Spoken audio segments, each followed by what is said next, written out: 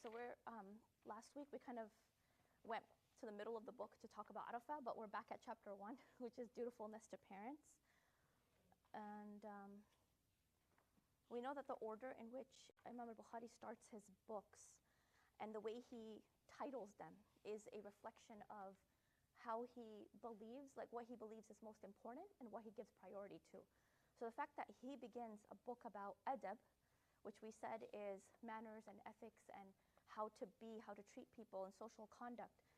He began his book about adab with kindness to parents, dutifulness to parents. That shows us that his priority, in his understanding, this is the greatest, most accurate representation of a person's adab, right? Like whether they are they able to follow proper adab or are they lacking in adab, right? So when we study, we should ask ourselves, like, okay, am I someone who is able to, embody these qualities, or am I someone who is lacking in this? So Abdullah bin Mas'ud reports, I asked God's Messenger sallallahu alaihi wasallam, which action does God love best? So which action does Allah love the most?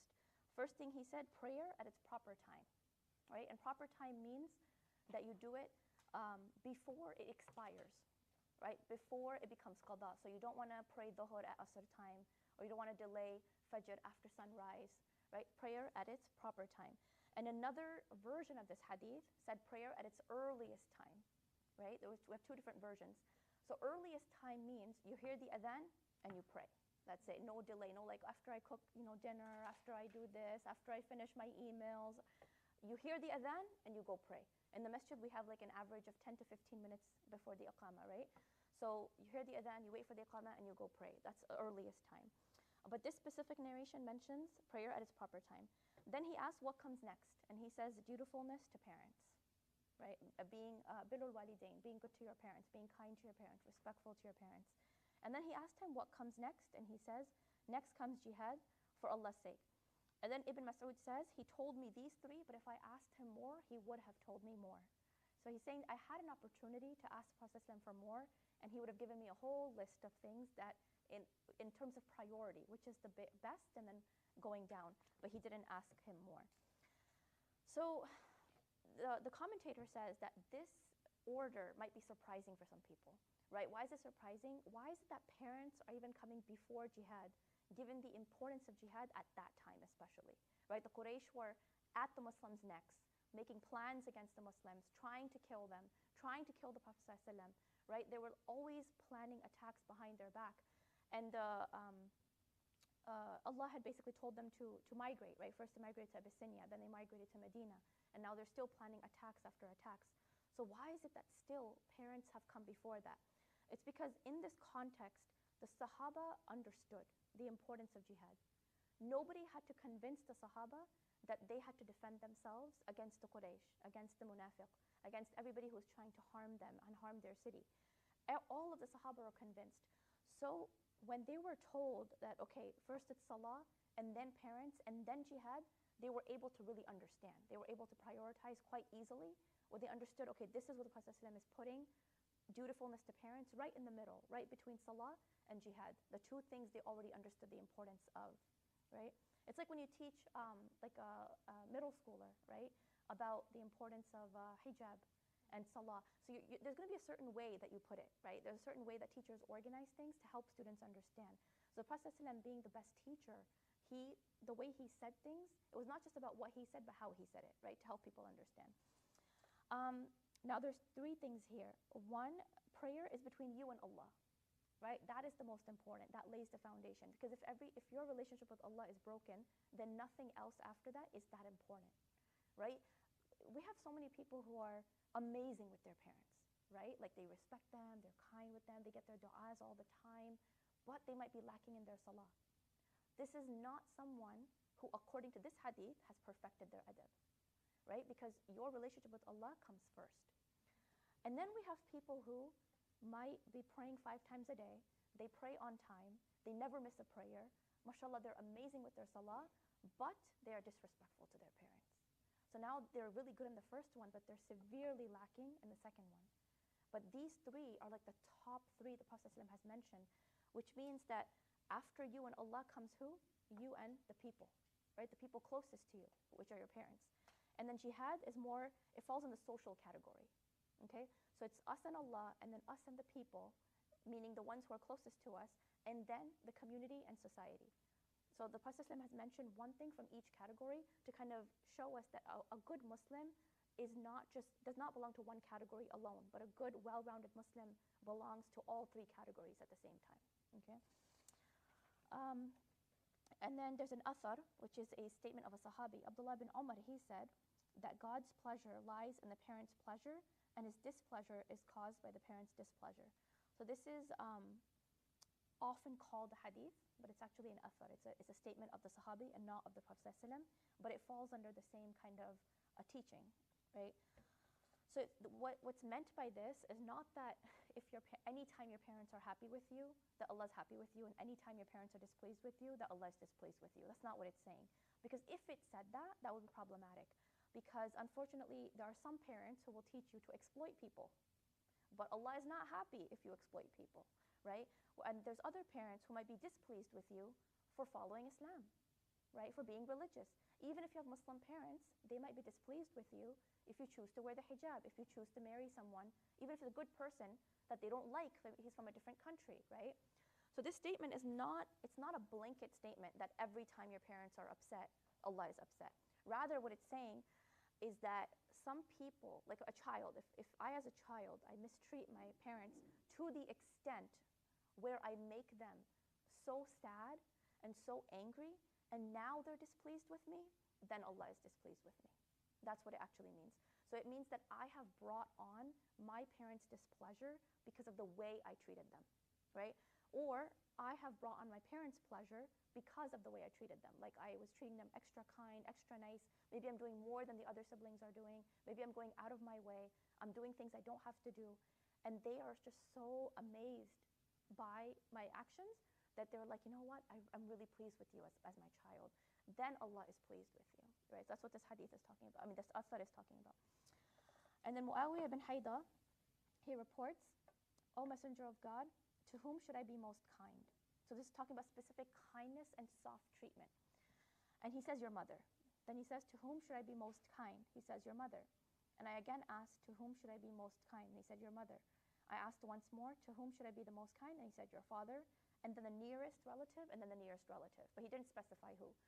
So this can refer to the nearest in terms of your relationships, like your grandparents, or it can refer to like who you're closest to or who's living with you, right? Be kind to them.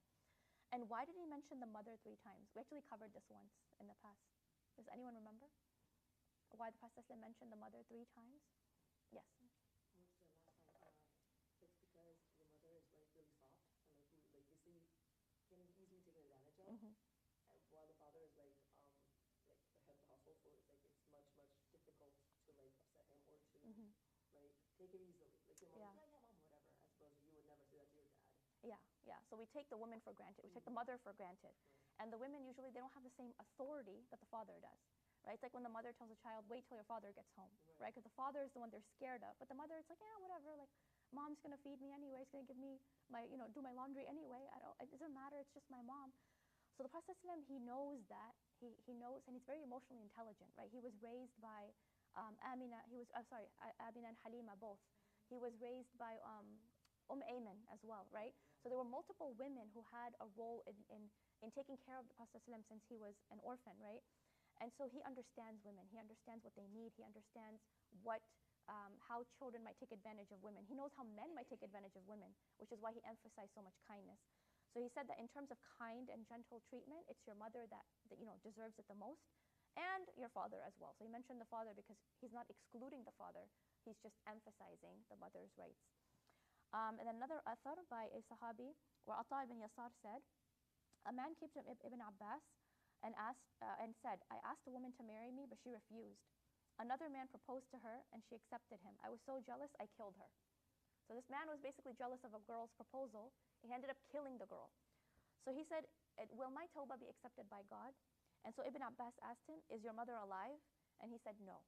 So Ibn Abbas said, then repent sincerely to God and try as hard as you can to get closer to him, meaning increase your ibadah, increase your nawafil, increase as much as you can, because that is how you're going to atone for the sin for the rest of your life, Like you have to basically make nawafil a part of your life forever, because that's the gravity of the sin you committed. And then a second man came. Actually, never mind. So then Ata'a said, the one who's narrating, he said, I went to Ibn Abbas, back to him, and I said that, why did you ask him about his mother? Like, why couldn't you just tell him, yeah, do tawbah and do nawafil? So Ibn Abbas said that I inquired because I don't know about anything that will bring you God's pleasure more than being dutiful to your mother. Meaning, if his mother had been alive, that would have been the easy way for him to get forgiven, right? So your mother being alive and being with you is the easiest way to get closer to God. But because that man's mother was dead, he said, you have to increase your nawafil. Like there's no other hope for you other than you worshiping Allah for the rest of your life, increasingly. Abu Hurairah radiallahu anh said that someone asked the Messenger of Allah sallallahu alaihi wasallam, to whom should I be dutiful? Like now it comes to, the first hadith said about kindness. This is about dutifulness. Like, who should I obey the most? Who should I serve the most? He said, your mother. And the questioner asked, who comes next? And he said, your mother. And then who next? Your mother. And then again, your father for the fourth time. Abu Hurairah said, a man came to the Prophet ﷺ and said, what do you command me to do? So he said, be dutiful to your mother. And he asked him again, be dutiful to your mother. Again, the third time, and then the fourth time he said, your father. No, sorry, this is different. So for the fourth time, he said, your mother. And then the fifth time, he said, your father. So we have different narrations of the same hadith. So we have some repetition in this book. Okay, so what the commentary is saying is that sometimes the parents, they disagree with each other, right? So when it comes to like a social matter or some matter where the father's respect might be diminished, then the child should listen to the father over the mother, because the father has authority as the head of household. So when the mother and father are disagreeing with each other, then they should give the priority to the father in this scenario, because he has more of a right to be obeyed, whereas the mother has more of a right to kind and gentle treatment. Okay. But if they both ask him for something, for example, like if both parents say, can you get me a glass of water? Who deserves priority? The mother. The mother. If they need money, if both of the parents need to be financially supported, then who takes priority? The mother. The mother. Because she's in a weaker position, right? And one of the other reasons is because the mother goes through so many hardships and, feeding him and, taking on those daily chores that she does for the child. Like she's kind of spending her life and her youth and her body and everything for the service of the child. So when it comes to these small things, the mother takes priority. When it comes to those bigger matters in society, then the father takes precedence.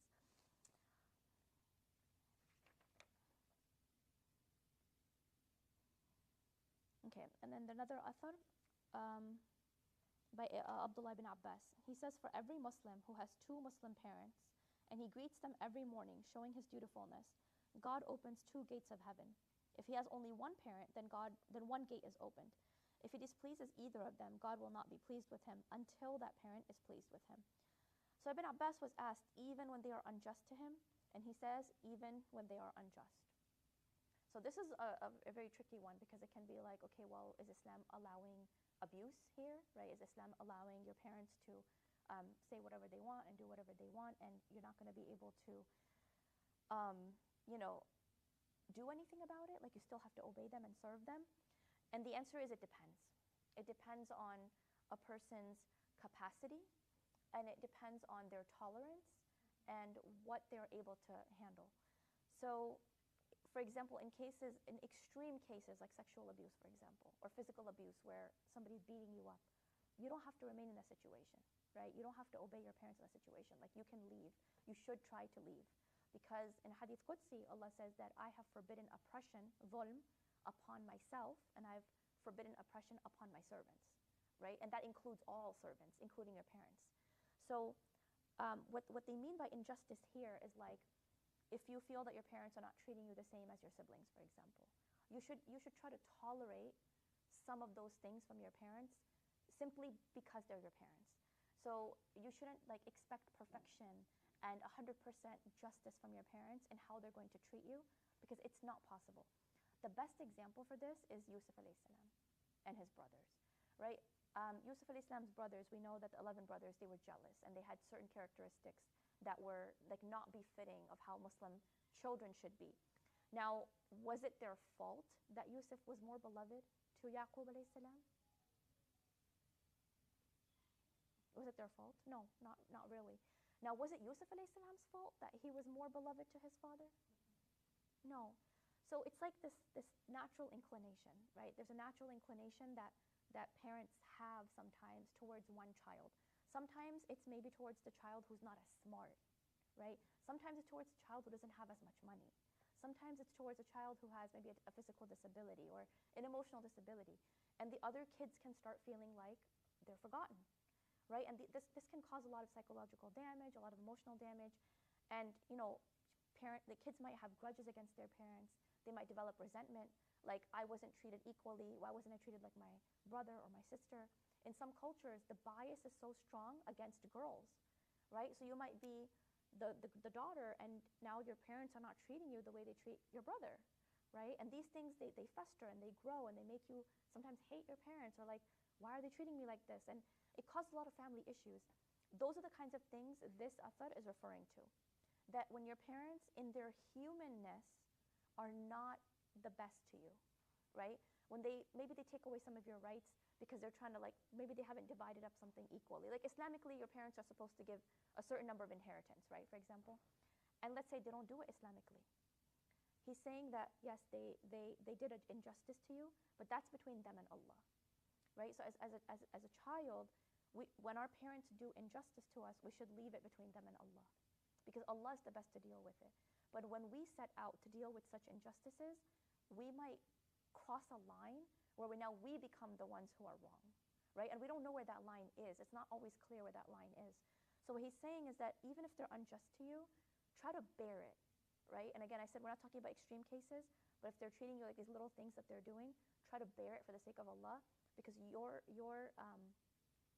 status with Allah is going to continue to be higher while you're bearing it, because Allah knows how hard it is, right? So it's basically saying that we shouldn't become petty. We shouldn't become demanding of our parents, especially as they get older, right? But it's also said that we shouldn't help anyone in doing what is forbidden. So now, if your parent wants to do injustice to your sibling, for example, or they want to do injustice to someone in the family, you cannot be supporting that injustice, right? When it comes to yourself, like in Islam, when it comes to yourself, you should be more forbearing, right? It's called hilm. Ibrahim alayhi salam was known to have this quality of hilm. It means that you build yourself up so much spiritually and emotionally. You have such a strong connection with Allah that you're able to bear the harm that comes to you, but you're not willing to let somebody else bear that harm, right? It's a form of compassion. So if your parents are trying to make you part of the plan, like, okay, we're going to get together and take this person's money or this person's property, which is more common than we think, you cannot support them in that, right? And also, if they order you to do something haram, you cannot support them in that either. But you have to just say that this is my limit of obedience and I cannot obey you beyond this. And because the Prophet ﷺ said that no creature may be obeyed in what constitutes disobedience of the Creator. Okay, there's another athar where Taysala ibn Mayyas said, I was with the Najdites when I committed wrong actions, which I suppose to be major sins. And I mentioned this to Abdullah ibn Umar. He asked me about them and I mentioned them to him. He said, these are not grave sins. There are 9 grave sins. So basically like this tabi'i, he committed some sins and he thought in his mind that this is a major sin, like a kaba'ir. So he went to Abdullah ibn Umar, who is actually a sahabi. So he said, hey, I did these sins, like, what should I do? How do I repent? And he said, these are not major sins, what you did. They're minor. I'm going to tell you what the major sins are. And then he listed 9. He said shirk, associating partners with God, which is shirk, murder, desertion from the Muslim army on the day of battle. So like you're part of the Muslim army, you're about to fight, and then you run away, right? That's the third one. False accusation of a chaste woman. So you know a woman is innocent, and you accuse her of zina, knowingly. That is part of it. Taking riba, taking or giving riba. Taking away an orphan's property, heresy in the sacred mosque, like fighting in the haram, ridiculing others, and causing one's parents to weep through undutifulness. So basically you have mistreated your parents to such an extent that now they're crying. Like you've made their heart cry. Like in my culture, we have this saying, like, it's called baddua, and the way we translate it as like the opposite of giving a dua to your child. And so what parents sometimes will say when they're going through a lot of pain, they'll say that my lips will never say a bad dua for you. Like I'm never going to make dua against you with my tongue, but my heart is going to give that dua against you, and I won't be able to stop it, right? It's like, you know, that intense pain that you feel in your heart, like your heart is breaking when someone really close to you does something against you. Especially mothers, right? They'll never say it out on their tongue, but the way their heart breaks, because of that, Allah might punish you in a way that you don't realize, right? So that's what this is talking about, where you do, like, you mistreat your parents to such an extent, you do something to them, you break their heart so badly that it just completely, like, their heart is crying, right? They didn't say a word against you, but their heart is crying. That is also one of the major sins. So those, I think those were 9. So Ibn Umar then said, do you fear hell? And do you love to be in heaven? And so the man said, yes. And he said, are your parents alive? He said, my mother is with me. And he said, by Allah, if you speak kindly to her and you feed her well, then you will be in heaven as long as you avoid the major sins. So he told them what all the major sins were, and then he gave them this prescription, right? You treat her well, speak kindly to her, feed her well, like don't give her scraps, right? I have to mention real life examples because I feel like sometimes if we come from an ideal family, we don't realize what the dysfunctional families look like, which is why I always feel it necessary to mention the dysfunctional examples, because it does happen. Unfortunately, I've seen these things with my own eyes. Sometimes the mom will cook a fresh meal and she'll serve everybody the fresh meal, and she herself is eating the leftovers and nobody's stopping her. The kids are not saying anything, the husband is not saying anything, if the in-laws are there, everybody's eating the fresh food, and the mom is finishing the leftovers because she doesn't want them to go to waste. So it's one thing if she's doing it out of choice, it's fine, but nobody's even offering her the fresh food that she cooked and put on the table. So it's so amazing that Abdullah ibn Umar, he mentioned specifically, you treat her well and you feed her well. Feed her the same stuff you're eating, right? Don't let her just go in the corner of the kitchen and eat the leftovers while you're enjoying this meal on the main table, right? Kind of like the way servants eat. Sometimes people let their mothers eat like that, and they don't even consider it anything because it's part of the culture, it's part of the family, whatever it is. So I just found that so profound that he mentioned that specifically, feed her well, and you will go to heaven as long as you don't do the major sins. Could you go back for like 7 or 8? Mm-hmm. For the sins?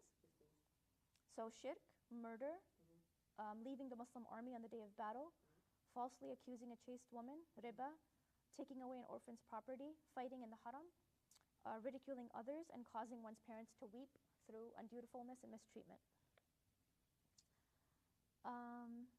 Okay, and then Urwa ibn Zubayr, he was a scholar of the Tabi'een, and he said that God says in the Quran, spread over them humbly the wings of tenderness, right? Like we talked about this ayah before, where you spread your wings for your parents, and this means that you should not refrain from doing whatever pleases them. So for example, if you know that your parents like a certain behavior from you, then you shouldn't stop doing it. Like if they praised you for something, try to keep doing it, right? If you give them a gift, or if you clean the room, or if you clean the kitchen, you did something for them, you know, you sent them on holiday. If you found that something really pleased your parents, try to keep it up as much as possible. Don't let go of that. And the Prophet ﷺ said that no child repays his father or mother fully unless he finds him as a slave and buys him and sets him free. Meaning your kindness, respect, everything that Allah tells us to do for our parents, all of it's actually just repayment for what they did. And it's still not going to repay what they did. Everything that they did when we were children. Unless and until you found your parents as slaves, like actual slaves, and you freed them. That would be the only way in which you could say, I've repaid the debt. Otherwise, we have not repaid the debt. And so this idea of the debt might be a little bit tricky, like, okay, are we only serving our parents because we owe them back? Are we not just supposed to do it from a place of love and care and kindness? It's true, it should come from that place. But the reason why this debt thing is so important is because imagine somebody who actually is in debt, like monetary debt, right? And they have to pay the debt back. Let's say they're in debt for like, I don't know, $1 million. Like the average person, if they're in debt for $1 million, they're gonna have to work for the rest of their life to pay that off. So they have this understanding that I will never be in a situation where I have paid off enough. It's that mental shift, right? So what the author, not the author, sorry, the commentator, he keeps mentioning this idea of debt over and over. The reason why is because we have to mentally prepare ourselves that even if I serve my parents for the rest of my life, it's still not enough. And we don't actually think like that. We think like, oh yeah, I sent my mom for Umrah once, I'm good. I sent my dad for Hajj, I'm good. Like I got my mom a property back home, I'm good, I've done my job. Or like my mom was sick for, how many years, I served her, I'm good with Allah because I did my job. That mentality is the one that takes us down when we think we've done enough. Because the idea is, the Prophet ﷺ is clearly saying, you will never do enough, right? Like he explicitly said it. So we have to embody that mentality that no matter what I do, it's not going to be enough. Similarly, how we know that no matter how much we worship Allah, it will never be enough, right? Can any of us say like, okay, I've worshipped Allah enough, or I've done Hajj, I've done all my 5 pillars, I'm good to go? Nobody can say that, right? We worship Allah until our very last breath. Just like that, we serve our parents until our very last breath. And then there's an athar by Abdullah bin Umar where he saw a man from Yemen carrying his mother on his back and going around the Kaaba performing the tawaf. And he was saying, I am her humble camel. If other mounts are frightened, I am not. Meaning he was saying like, somebody else might run away from this task, but I am not. Like I'm taking on this challenge of carrying my mother and I am her camel. And the man asked Ibn Umar, like, do you think that I've repaid her? Like, do you think I'm doing a good job? He said, no, you haven't repaid her even for a single contraction that she had during labor. Not a single one, right? And he took her on, he finished tawaf with her. And then Ibn Umar, he performed the tawaf. He offered 2 rak'ahs at the maqam. And he said to his companion, Ibn Abi Musa, every 2 rak'ahs, expiate was done before them. So it's kind of like, he's saying that the Prophet ﷺ had a sunnah where he said that every time you pray 2 rak'ahs and you ask Allah for forgiveness sincerely, it will forgive whatever sin that you committed before it. So you make the intention for whatever sin you want repentance for. It's one of the ways to make tawbah. And then he lists an ayah from the Quran where Allah says, your Lord has ordained that you shall worship none but Him and that you must be kind to your parents. Should one of them or both of them attain old age in your care, never say uff to them. Like uff, our equivalent would be like ugh, or like, whatever we say. The equivalent, or like basically don't make them feel bad, but always speak gently and kindly to them and spread over them humbly the wings of your tenderness and say, my Lord, Rabbi irhamhuma kama rabbayani saghira, my Lord, bestow on them your grace, even as they reared and nurtured me when I was a child.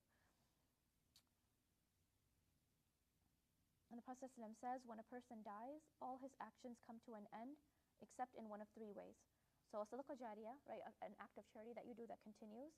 A useful contribution to knowledge, like if you taught somebody something, if you published a book, and it continues on, that will benefit you in your grave. And a dutiful child praying for you.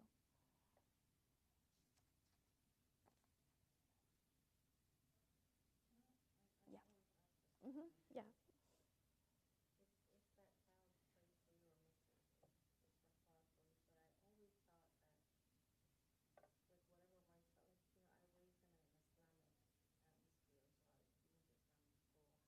Mm-hmm.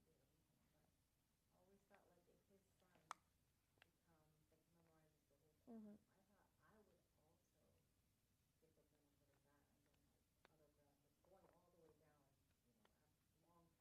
Mm-hmm.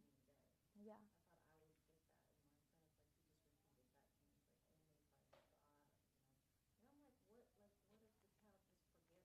Mm. Mm-hmm. Mm-hmm. Mm-hmm. Mm-hmm. Yeah.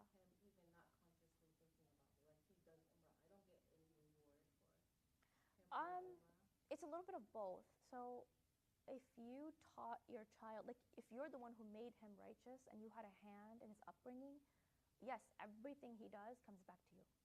Like everything he does, you get part of the reward for that. And it doesn't take away any reward from him. So that is sadaqah jariyah. That is what we're talking about.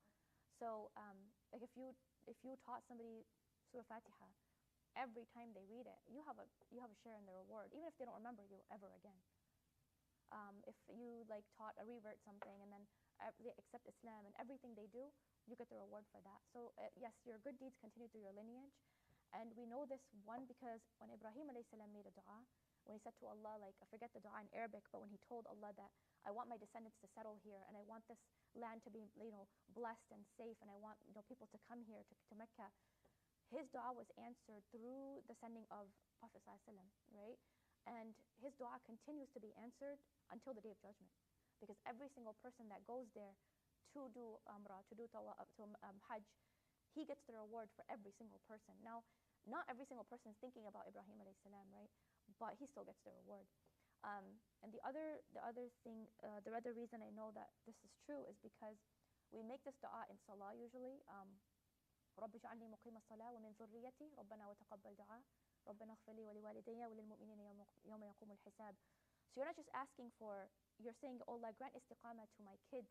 But you're not just saying kids, it's descendants, right? ذريتي is all of your descendants. So the reason why I'm praying today could be because my great, great, great, great ancestors made dua for me, right? And then us praying today, like that could be the reason for our great, great, great grandchildren to be on salah, making salah regularly. So that dua impacts your ancestors and your descendants. So yeah, it does continue. As for the specific dua that your son mentioned, we know from a hadith where if you specifically ask Allah for forgiveness for the person who's dead, like your parents or grandchildren, their status is raised. So while they're in the barzakh, their status is being raised. So every time you ask for istighfar specifically for them, their status is being raised. That's a specific dua. But other than that, like, you're still getting the rewards, But if someone doesn't explicitly make that dua for you, then we can't say that your status is being raised. So they have to specifically make that dua, that, Ya Allah, I want this person to be forgiven, right? Because the forgiveness increases your status. It just keeps going up, like he says it again, and then it keeps going up. Yeah, yeah. Can I ask my question? Yeah. I also heard of parents being real harsh on their kids, that their kids have left the deen and Yeah. everything but imani. Do parents get a share in that too?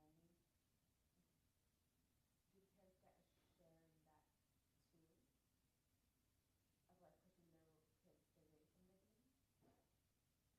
That's a very tricky one because they had good intentions, but the results didn't show. So like generally you never get sins for what you don't know.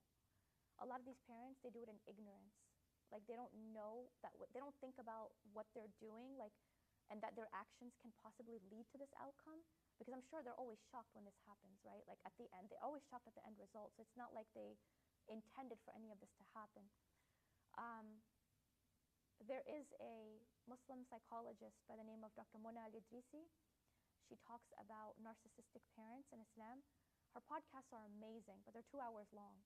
But in a nutshell, one of the things she says is that a lot of these parents whose kids end up leaving Islam, it's not so much the Islam that made them leave, it's the association of Islam with the narcissistic abuse.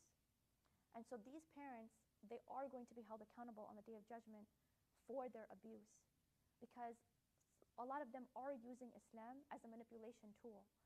So some parents, they do it in ignorance, whereas some do it on purpose. Because there's covert narcissists and overt narcissists, right? Like the ones that we see in the movies and we hear about. That's why there's no one answer to this question. And I do think that Allah is actually more lenient with those kids because they are spending their life trying to heal from that. So they left Islam, not to leave Islam, but they left Islam to leave that association of like the wounding. They want to leave the wounding. It's not like they really want to leave God. A lot of people who even become atheists, they're not atheists because of a logical reason. They're atheists because of an emotional reason. But they try to make themselves feel better by bringing science into it. But it's actually an emotional reason. And so when they heal, a lot of them do come back because they've removed their parents from the picture and they've relearned who Allah is. And when they relearn, they come back because they're like, oh, this is not what Islam is at all. And so I think for those kids, like, the best thing for them is to just heal, and get in touch with a spiritual therapist or a spiritual counselor who can help them navigate those challenges and separate Allah from their parents. I don't know if that answers your question, but yeah. Yeah.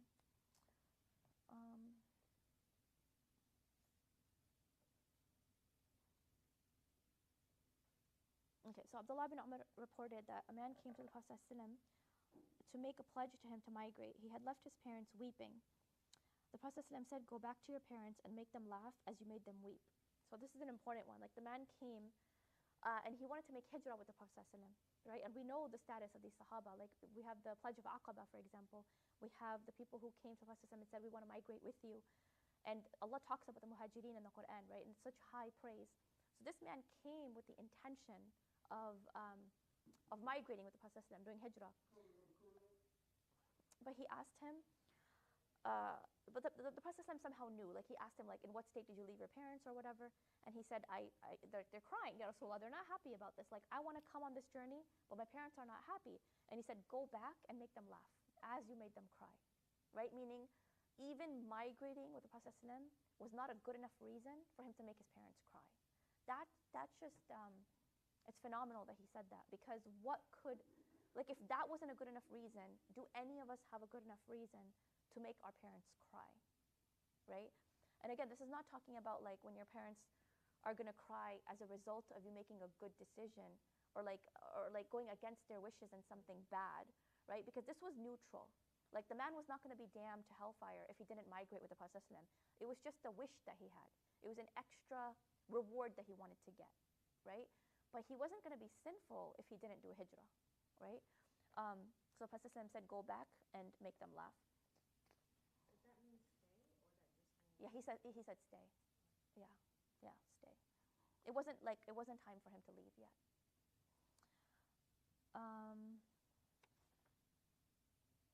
That's just commentary on that. Okay, then the Prophet ﷺ said, so Abu Bakr quotes Prophet ﷺ as saying, shall I tell you which are the gravest of the most serious sins? So he said this 3 times. Like all the Sahaba are sitting there. And then he says, shall I tell you what are the most gravest sins? So now the people are really listening. He says it again and again. And then the people finally said, Ya Rasulullah, yes, tell us. And he says to associate partners with God, doing shirk, and to be undutiful to one's parents. And as he said this, he was reclined. So when he was talking, he was reclining kind of like back like this. And then he said the 2 things, shirk and being undutiful to your parents. And then he got up all of a sudden like this. So now people are like, okay, now we got to really pay attention. And he said, and to do false testimony, to testify in court when you know that it's false, right? That was the 3rd one. And he repeated this so many times that the Abu Bakr, he said that I wish that he would stop, right? Like it's kind of like a technique where you're speaking and it's saying so many times where the people are like, is he ever going to stop saying it? Like, why is he repeating it so many times? So the narrator himself, he got uncomfortable with how much the Prophet ﷺ was repeating himself on the false testimony, right? Knowingly giving false testimony.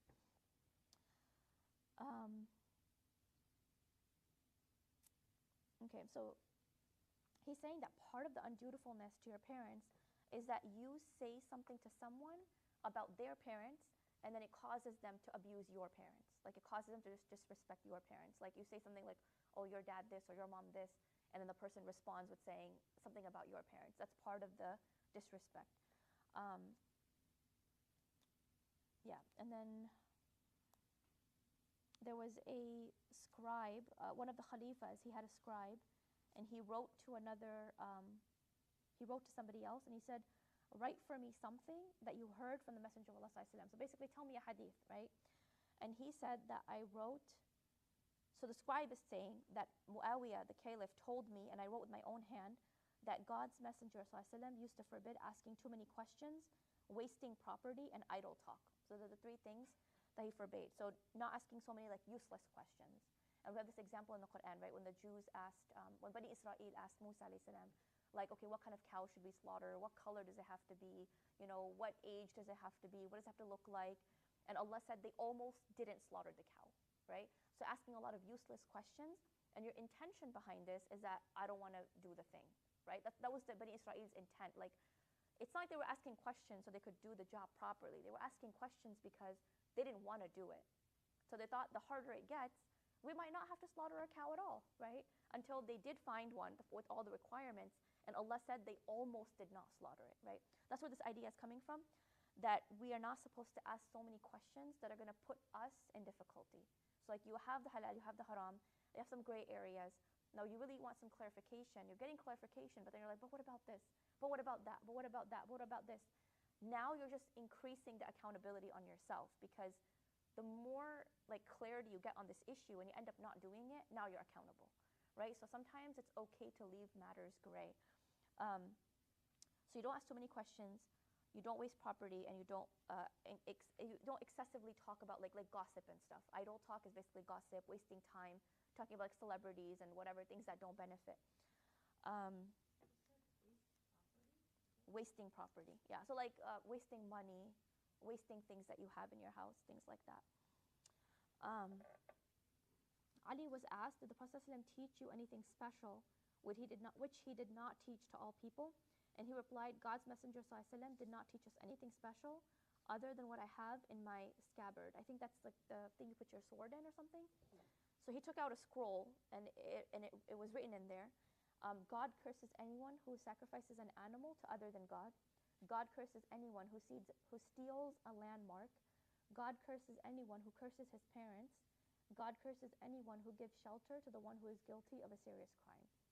So, of course, the animal one we'd understand, right? We can only sacrifice animals in Allah's name. We cannot, like, sacrifice an animal, like, in some Hindu god's name, for example, or, like, anybody else's name. And we cannot eat that animal. Anyone who steals a landmark, what does that mean? So back in the day, in order to mark territory, they had, like, certain things they would put in the ground, like rocks, maybe, like, you know, just something. They would put it in the, like, to mark your territory. So if somebody, like, takes that landmark and moves it over to take more property, so then the next time the owner comes, they're like, hey, my land wasn't this small. And the person's like, well, look at the landmark, see? Like, this is my land. So Allah curses that person, the one who, like, cheats and takes somebody's land.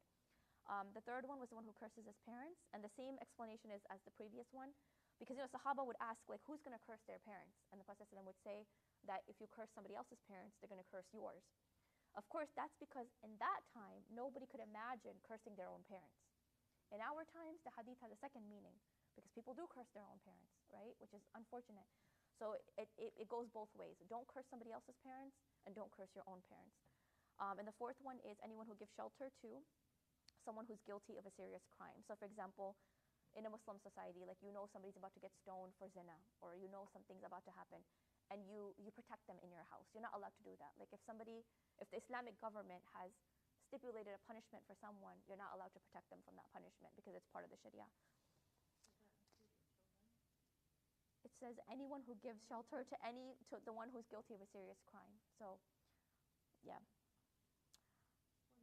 Yeah.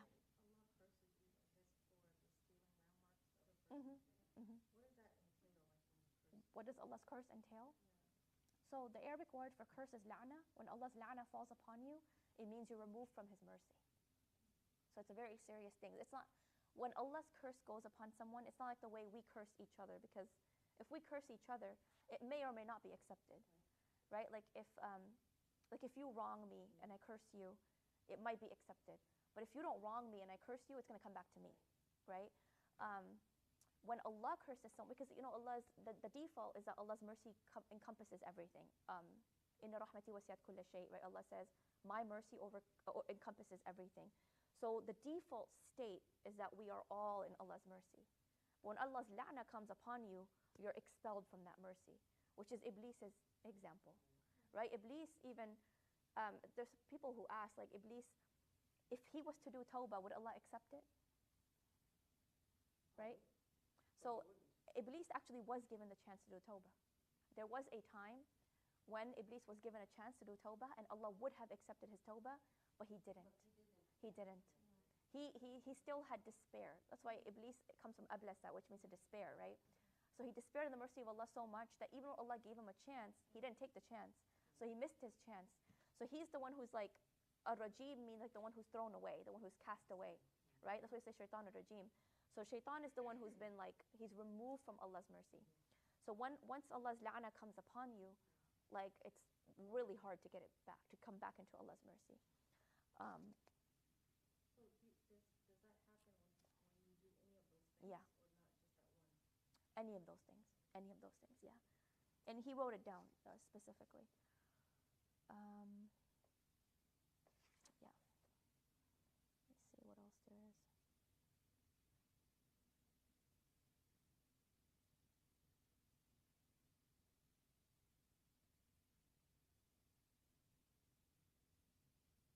So the commentator is saying that it is highly unlikely that someone will curse their parents over something small. Like, that's not likely to happen. But in some families where things get extremely bad, then children will start cursing their parents as well. And the Prophet ﷺ did not expect this. Like, he did not, like, it was something that he ﷺ did not even consider would happen, but it can happen. And now it does happen, right? And he basically was saying it in an indirect manner. Like when he said that God curses anyone who curses his parents, the explanation was that don't curse somebody else's parents. He was trying to say it in this manner because he didn't imagine ﷺ that it would come to this point.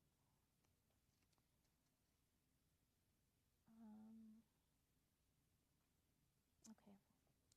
Abu Darda said that God's Messenger ﷺ instructed me to observe 9 things. So this is one of the Sahaba, and he said that so the Prophet ﷺ, what he would do sometimes is he would advise certain Sahaba with certain things, right? And we can take them as advice to us as well, like general advice to us.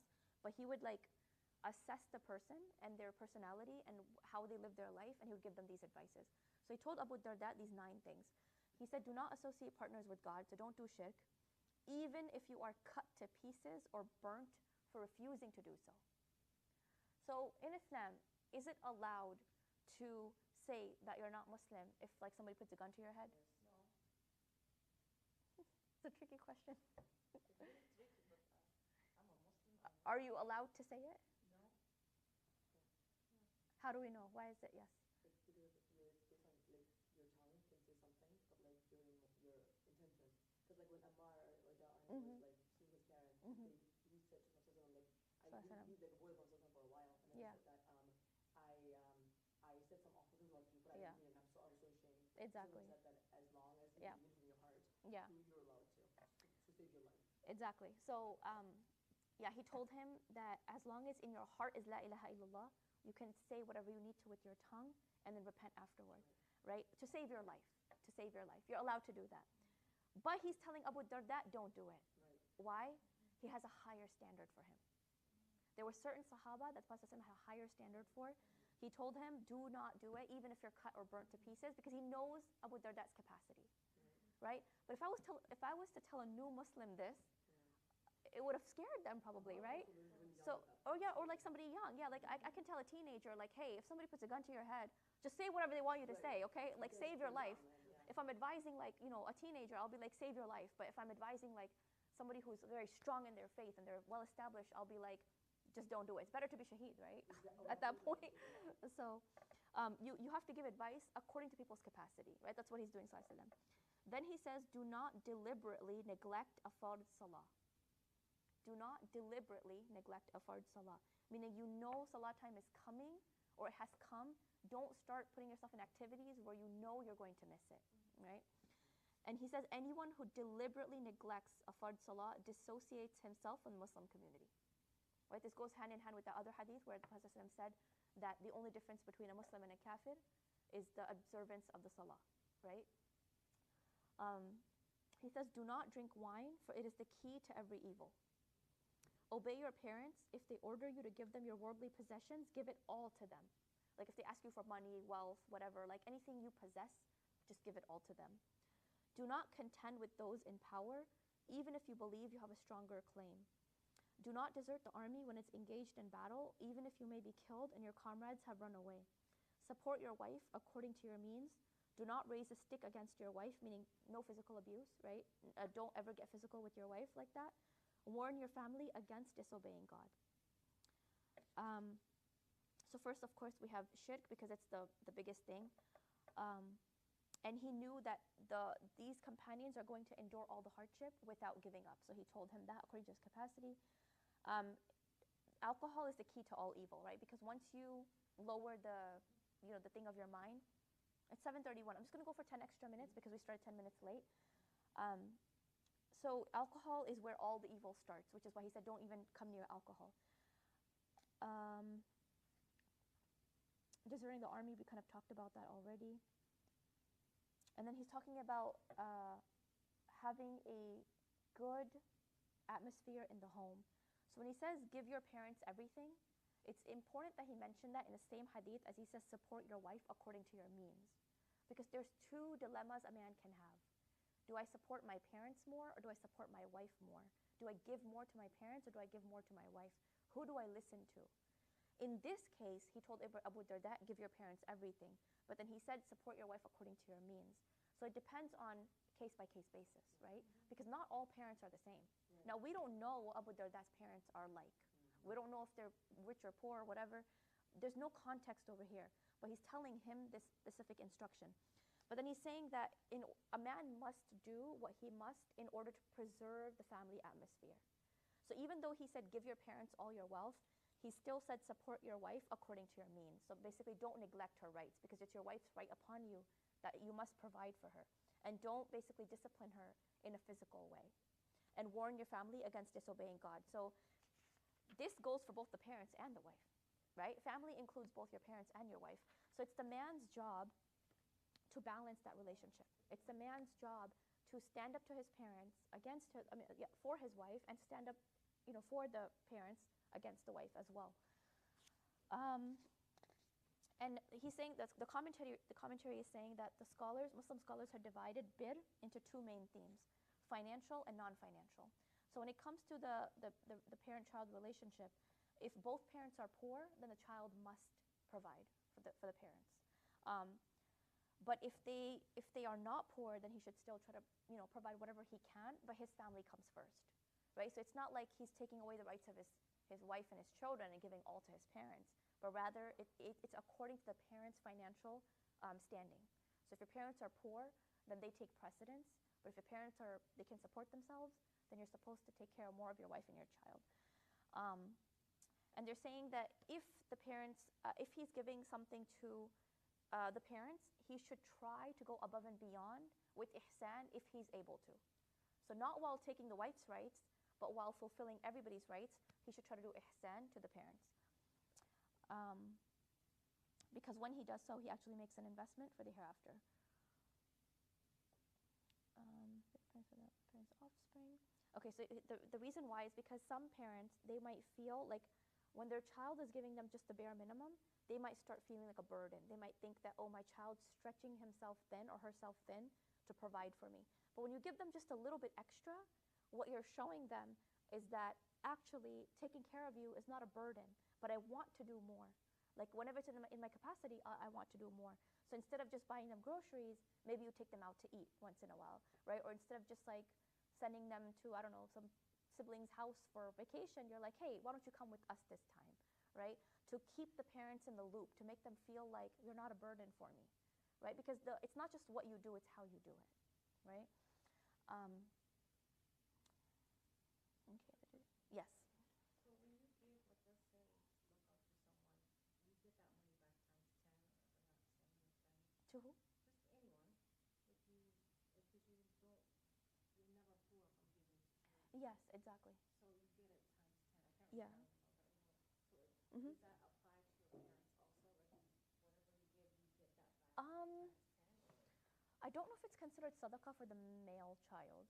I don't know if it's considered sadaqah or if it's considered part of his just what he's required to do.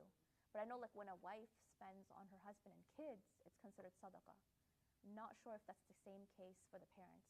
Because the scholars have also differed over, is an adult female child responsible for her parents? They differed over that. Culturally, in my culture at least, parents will never take money from their daughters. They consider it shameful to take money from their daughters. But Islamically, it's a different story, and different scholars will tell you different things. Again, they'll bring in their cultural thing as well.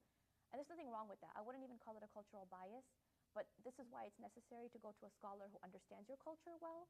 And by culture, I don't just mean where you come from, but even where we live here, right? So if the daughter is financially independent, maybe a scholar might rule that, yeah, she has to give to her parents as well. Or if she earns more than like the male child, for example. Because independence means different things and everybody has different means. Which is the second part of the commentary. They're saying that even a son cannot be expected to provide more than what he's capable of. That's never an expectation. Like Allah does not burden anybody. So if the parents are expecting the child, like you've got to give me more, and he cannot afford it, he doesn't have to do it. Right? Yes. For example, like if parents they don't have sons Mm-hmm. and Yeah. daughters, they got an obvious. Exactly. Because there are some daughters who might even take, use this to their advantage. Like, I'm the daughter, I don't have to give anything, and like the parents are suffering, Exactly. and the daughter is earning like 6 figures, which again, I've seen this happen. I've seen this happen where there's multiple children. The eldest daughter is barely making ends meet, and the second daughter, for example, is making 6 figures, but the eldest daughter is taking on all the responsibility for paying the rent for the parents, her younger siblings, paying tuition for them, paying for the car bills, and the one who's making 6 figures is just like partying. It's very unfair, right? So Islam has these guidelines. Like we have rules and we have guidelines, right? We have the hard and fast rules where things are halal and haram, and then Allah gives us these guidelines where we ourselves know, right? Our conscience knows when we're doing more than we should be and when we're doing less than we should be. And if we don't allow that guilt to push us into action, we're going to be accountable, right? Like I know what's in my capacity, and I know when I'm doing less than I'm supposed to, when I'm doing more than I'm supposed to, right? Everybody has that gauge inside of them. So what these ahadith are doing are kind of awakening our conscience and teaching us like, hey, am I doing enough, right? And am I doing what's in my capacity? And also, it shouldn't be so that when I'm serving my parents that I'm mistreating my wife or my husband or my kids, right? Or I'm taking away from their rights as well. There has to be balance in all of this. And so this is the financial support is where you give them what they need, and then you try to give a little bit more, but not beyond your capacity. And then the non-financial bit is where you respect and you honor your parents, and especially in front of others as well. So in social gatherings, in front of their siblings, in front of your grandparents, you treat them well, and you show people also that you're respecting your parents. It's not about putting on a show, but it's about taking what's in the home and bringing it outside, taking that natural respect and love and kindness you have in the home and then bringing it outside, because it's a way of honoring your parents. Right? If somebody saw you like yelling at your mom, it diminishes their respect, right? But then when they see you like talking and you bring the chair for your mom, sit here, let me bring the car, so you don't have to walk all the way over there. You see them, people see you holding the groceries for your parents. It increases them in respect and honor in society, because people are like, oh, look at the kids they raised, right? Even if they didn't have a hand to play. Some parents, maybe they didn't teach you all that adab and you had to learn it yourself, but still the credit goes to your parents, right? And that's a good thing. You should let people give credit to your parents, because ultimately it's a reward for you. It's coming back to you, right? Sometimes we as kids, we feel like, well, my mom didn't teach me that. Why should she get credit for it? It's a very entitled way to think, right? But rather you should just let your parents get the credit for the sake of Allah, right? Because it's not harming you in any way if they get the credit for it, right? All right, we'll stop over here. Subhana rabbika rabbil izzati amma yasifun wa salamun ala mursaleen walhamdulillahi rabbil alameen. All right, do we have any questions or comments?